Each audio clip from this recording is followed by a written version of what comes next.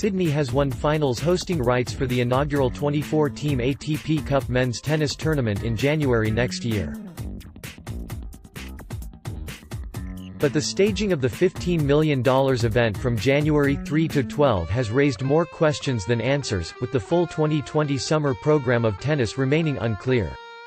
Sydney will also host part of the 6-day group stage, along with Brisbane and a third Australian city to be announced in coming weeks, with Perth and Adelaide the front-runners. Comprising 3 8-team groups, the ATP Cup will be the richest event in tennis history outside of the 4 annual Grand Slam tournaments. It will also offer players the chance to amass up to 750 rankings points, 30 points more than a 2018 Grand Slam semi-finalist. With more than 100 players from 24 nations, the ATP Cup will help us launch the global tennis season every January in Australia, Tennis Australia chief Craig Tiley said. Teams will qualify for 2020 based on the top-ranked player from each country after this year's US Open in September, meaning Serbia, with Novak Djokovic as the world #1, are currently in line to be the first nation in. The ATP Cup will provide the players a great way to open their season, bringing together the world's best for a major team event that complements the existing scheduling.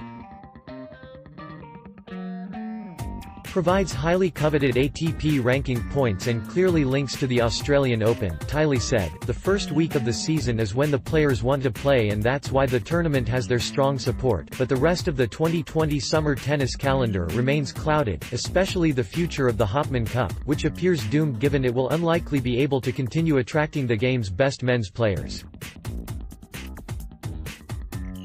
Brisbane will hold its ATP Cup group stage along with its existing women's event. With Sydney hosting both the group stages and the finals, the Sydney International Women's event is likely to run as a standalone tournament from January 13 to 19. That means, with the 2020 Australian Open starting on January 20 next year, the Women's Sydney International will continue to be held the week before the year's first major at Melbourne Park. Tiley ruled out Melbourne also being involved with the ATP Cup. It's likely whichever city out of Perth and Adelaide that doesn't win ATP Cup inclusion will gain a men's tournament next January. The ATP Cup has the backing of the game's elite stars. It's an amazing kick-off to the summer of tennis down in Australia, said 20-time Grand Slam champion Roger Federer.